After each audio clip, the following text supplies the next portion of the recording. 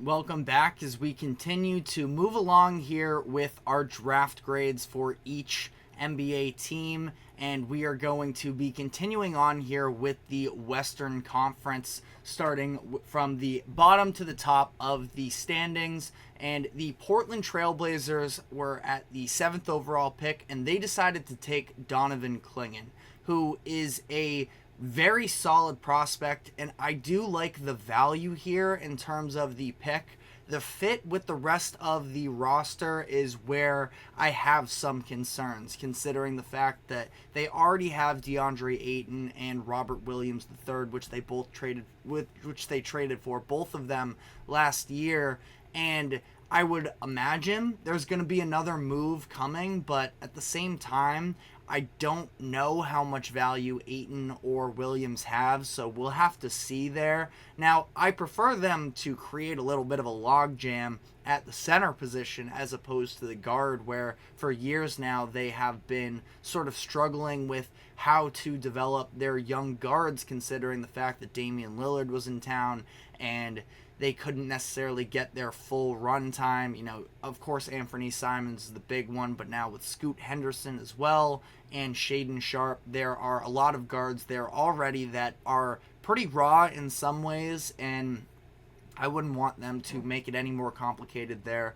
Clingan can be a part of their future, and I do like it. Now, that being said, I wonder if they could have gotten a pretty nice trade package from the Memphis Grizzlies, who we'll be talking about very shortly here, and they were determined to get a center in this draft. Clingan was the number one on the board for them in that department, so they ultimately decide to stick, and I think that it's a fine decision. Just curious what would have also been on the table for them. The San Antonio Spurs, I am giving an A. They potentially got the best player in this class in Stephon Castle at the 4th overall pick. Whether he is or isn't, I still think it's going to be a great fit alongside Victor Wembanyama. Now you have that elite perimeter defender along with the elite paint protector. Now, don't want to throw elite out there sort of nonchalantly, but I do really think that there is high upside with Castle on the defensive end, and he has point guard skills. I would love to see him be able to become a primary creator, but even if he doesn't necessarily, they also picked up Juan Nunez with the 36th overall pick in the second round, point guard out of Spain. Also a young guy who is known to be a very good facilitator of the pick and roll offense. Just having another guard option for Wemby to just make the simple passes that Wemby needs, I think is a huge plus for him. And then you also add Harrison Ingram out of North Carolina as somebody who can maybe be a little bit more NBA ready, could have a three-point shot at the next level. I love this draft for the Spurs, and they are definitely one of the big winners in my eyes. The Memphis Grizzlies, this is another one where I really sort of went back and forth on what to give them for a grade. I ended up on a B+. I'm not 100% sold on the Zach Edey selection at number 9. It's just a situation where he doesn't necessarily feel like, a high lottery player, but at the same time, he fills a big need and a hole in the roster for the Memphis Grizzlies, who, like we just talked about, were set on taking a center in this year's draft. So that's ultimately what they get. I see Edey of being a little bit more of a backup than a consistent starting option, but again, they're going to have to work out exactly how they want to run their roster. Maybe they even go Jaren Jackson Jr. as the 5 instead of the 4 where he's been playing most of his career. So we'll see there. But Edey can provide at least a little bit of a wrinkle, when they're... Because the Grizzlies are hoping to be back in the playoffs this upcoming season, and there are going to be teams in the West that have some size. You look at Jokic, Anthony Davis. You can even throw a little bit of the Timberwolves in there with Karl Anthony Towns and Rudy Gobert. Zach Edey is going to have to improve defensively. He can probably be more aggressive on that end now that he doesn't have to basically handle every single possession himself like he did at Purdue his senior year. But ultimately, definitely a polarizing player with Edey, but the reason why I had to go on the higher end with this draft grade was because I loved the selections of Jalen Wells and Cam Spencer in the second round. Wells from Washington State, Spencer, of course, from UConn and that championship team. Spencer and Edey actually have a little bit of a history of chirping back and forth, so that'll be interesting. I'm sure it'll be water under the bridge, but I thought this is shaped into a really nice draft class for the Grizzlies, and I don't expect them to be finals contenders immediately this season, but they got some nice pieces that could potentially help add to their rotation, so I liked what they did here. The Utah Jazz I had as an A-, and the Jazz are one of these teams that I feel like are kind of going under the radar a little bit in terms of they're just kind of moving at their own pace a little bit in no man's land, but more so on the, you could say, tanking side. But Danny Ainge is their general manager, and he has always had a philosophy of just make the best move possible in the moment. We'll figure out the rest of the details later. He has also had a thing for prospects that have a high pedigree coming out of high school. And you're looking at three guys here in Cody Williams, Isaiah Collier, and Kyle Filipowski. All of them were top 7 recruits in the past 2 high school rankings. It was Collier as the number 1 in 2023. Williams was number 7 in the Cody Williams was number 7 in the 2023 class, and Filipowski was 7 in 2022. So Ainge was building up on sort of high pedigree guys, and I think that they did a really good job. Not sure where they're going to move on from here. We're going to talk about the Jazz a little bit later in the show, but ultimately I thought they got a number of really good prospects for a young team, so I gave them an A-. The Houston Rockets had just 1 pick at 3rd overall, and I think they nailed it. No complaints here. Could even be an A+. Reed Shepherd is one of the best players in this class. I think he's so safe to be an impact player. The high-end potential is where you maybe draw some concerns, but ultimately, I think that he's going to fit in very well to what the Rockets are already doing here. So I think they made the perfect pick. Again, maybe even could have been an A+ as my grade, but that's just kind of all I have to say on it. He shoots, he can ball handle a little bit. Defense is where he's going to need to improve a little bit more, but ultimately I think this is a no-brainer selection here. The Golden State Warriors took Boston College big man Quentin Post with the 52nd overall pick, and it just feels a little bit underwhelming. I gave it a C-. Now, ultimately, I don't think the Warriors really had a move out there that was going to automatically make them, a contender once again. Post is interesting. He's a 7-footer with 3-point range, so maybe they can sculpt something out of him. I think that he has a lot to work on in terms of, I can't imagine they would even be using him as a post presence, but he has virtually none there. And defensively, I don't know if I necessarily trust his mobility, so we'll see. I was kind of thinking that Post was maybe a selection in case they try and make some other type of move that, again, we're going to get to later in the show, that maybe he could just be a backup option for them in terms of if they end up losing another big man.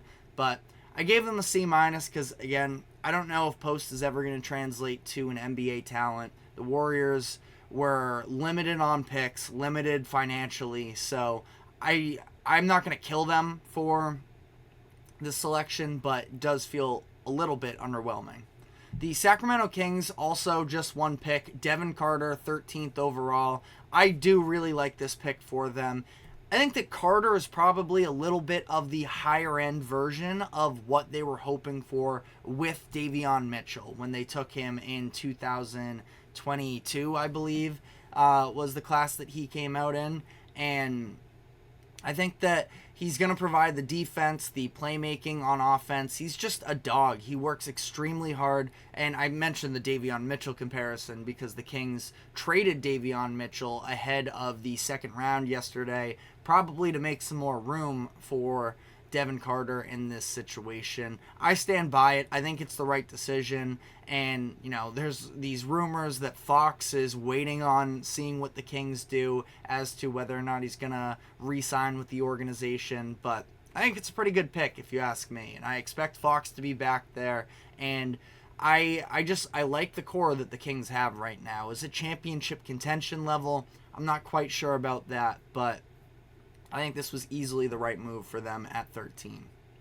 The New Orleans Pelicans, I'm also giving a B+ to. Yves Missi was one of my favorite, maybe high potential prospects in this class. I just feel like he has a very high motor. He can mess things up in a good way, that is, on the offensive and defensive end, specifically in the paint. Just be a rim runner. And the Pelicans, we know they like to play with pace sometimes. I like the idea there. Now, is he going to be able to come in and immediately impact winning is the question for the Pelicans, who are in need of center help. Jonas Valanciunas is a free agent this summer, so we'll see whether or not they end up bringing him back, how much playing time Missi does get. But in the long run, I like this move. They also get Antonio Reeves for the 47th pick. Reeves he had a pretty disastrous tournament appearance in 2023, but he was one of the better players for Kentucky this past year. I believe he averaged 20 points per game, and not bad value here to just get a potential scorer late in the second round. The Los Angeles Lakers, I'm also going with a B+. Of course, one of the main storylines was the Bronny James situation, but the B+ is for Dalton Knecht at 17th because I feel like he's somebody who can legitimately impact winning. I thought he should have been a lottery pick. I still feel like his game has room to grow throughout the course of the next couple years, despite the fact that he's already 23 years old. Our boss here at the GSMC Sports Network, Andrew Tate, feels like the Lakers could potentially look to move Knecht in hopes to find a third star, but I love the idea of him operating in a JJ Redick offense. I think that there are almost some similarities there between JJ and Dalton Knecht. Dalton Knecht, though, is also going to be a top-end athlete as well. So I think he's going to fit in great with the Lakers. I hope they don't move him, but at the same time, as a Celtics fan, if I were to try and root for him, it might be a little bit easier if he's not wearing a Lakers jersey, but I'll root for him regardless. Phoenix Suns, I thought had a really good draft here considering the situation that they were in. Ryan Dunn, they traded down with the Nuggets from 22 to 28 to land here. Dunn is the best defender in the draft class in my eyes. Now, obviously, there is still a concern in terms of what does he bring you offensively that might take him out of the rotation entirely for the Suns, but he has an elite asset, and I'm hoping that they find a way to be able to utilize it, especially when they already have the individual creators. I don't think it will hurt them quite as much in the coming season, but we will see. And then Oso Ighodaro is another player, experienced out of Marquette, has a little bit of size with some playmaking capabilities, can play into a team environment, and not ever going to be, a creator necessarily, but I definitely think he can be a solid option on both ends of the floor. And if the Suns are trying to improve their ball movement this upcoming year, Ighodaro could be a good facilitator in that sense. The Dallas Mavericks had just one pick. They actually traded up into this pick to take Melvin Aginsa, who is a prospect out of France. Truthfully, I don't know a ton about him. There's a very good chance, it sounds like, that he doesn't end up playing for Dallas. Now, again, I don't want to, talk down or praise him when, truthfully, this is just a prospect I don't know all too much about. But I think ultimately for the Mavericks, taking a potential draft and stash guy that could develop in the coming years, especially considering how much draft capital the Mavericks have given up, that if you can take a swing at somebody who is going to provide some long-term pros for you, I think that's a pretty good strategy for the Mavericks, who are going to look to continue contending. The Los Angeles Clippers, I gave a B+. They took Cam Christie out of Minnesota, just 18 years old. Little bit interesting subplot is the fact that now we have Cam Christie and Max Christie, who was selected last year by the Lakers, opposite sides of town, as a sibling rivalry, you could call it. But Christie is a really good player for the Clippers, and again, he's just 18 years old. We'll see whether or not he actually cracks the rotation this year, but I thought this was excellent value for him at 46, and who knows where the Clippers are going to go from here on out. Of course, all of the Paul George rumors are circulating right now, but I think that Christie is a pretty good pickup here.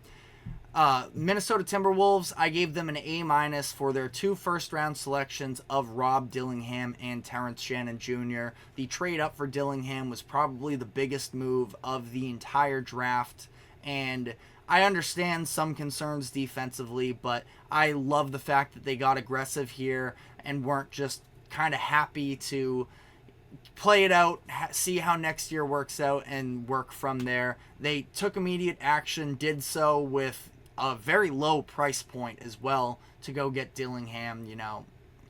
2 picks in 2030 and 2031. Those players that are eventually going to be selected are currently in middle school, and you get Rob Dillingham, one of the top prospects in the draft here, and somebody who can give a real supporting role for the Timberwolves. Terrence Shannon Jr., we'll see about the reliability of the shot. I think he can play in transition. He can play defense. He's got size, so maybe he cracks the rotation, but really fun player. Maybe I'm just overrating these picks as well. I understand that just from an aesthetic standpoint, I loved watching these two play in college, so ultimately I decided to go with A- here. The Denver Nuggets, just 1 pick. They traded up with the Suns to get De'Ron Holmes. And this is, I just mentioned this with Embiid, this could be the best backup big that Nikola Jokic has ever had since, emerging as the superstar that he is. Holmes is a very talented, skilled big man that played 3 seasons in college. His final one at Dayton helped lead the Flyers to a postseason appearance and even a win in the NCAA tournament. So I like this move a lot for the Nuggets. They had to give up some second rounders, but they also made those up as well by trading Reggie Jackson. So ultimately, I think that this is a player that could maybe be a low-end rotational player. I think he can play over Zeke Naji, who has sort of been the number 1 backup big for Denver these past couple years. And then the final team here, number 1 overall seed from the West last year, the Oklahoma City Thunder. They make 3 selections of Nikola Topic, Dylan Jones, and Ajay Mitchell. Mitchell, by the way, just super fun highlight reel, to say the least. Don't know whether or not he is going to actually make it into this Thunder organization, but a fun pickup there. Topic going to miss all of his, what would be rookie season. He'll be a rookie in 2025, 26 now, if that adds up. And Dylan Jones, both of those prospects in the first round are going to have to improve from a three-point shooting perspective to really become effective in the Thunder organization right now. But I think both of them can play into what the Thunder do, which is a lot of ball movement, a lot of switchability on defense, and I like the fit for them, so I'm going to give them a B, and that is all 30 teams. Took a little longer than we were hoping, but ultimately, let us know in the comments section whether or not you think we got your favorite team right, as we are going to have to speed it up a little bit down the second half of this show. So we're going to be taking a quick break, and when we come back on the other side, we are going to dive into the Bronny James draft selection by the Los Angeles Lakers. So stick with us, and we will be right back after this quick break.